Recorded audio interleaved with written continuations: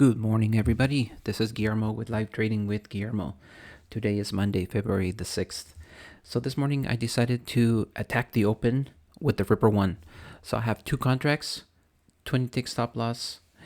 This time around though, I decided to do a 9 tick trail just in case there was a pullback early on in the session.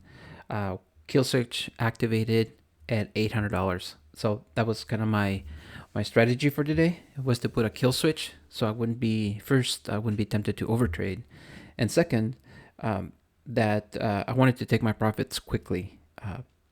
Taking two contracts right at the open, like literally 2 minutes after the open, and I went for it. So I recommend that you maybe want to wait a little bit longer, but this bot does have the fast entry option, which takes advantage of that higher volatility at the open. So I decided to go for it.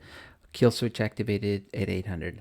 It started out a little bit slow. Like we had, I think, two trades that were small losses.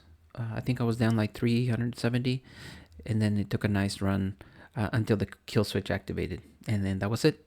So I will not be speeding up the video. This is how it unfolded in real time, and that's it. I think I'm done for today. So you guys have a good day, and I will talk to you soon. Take care now. Bye.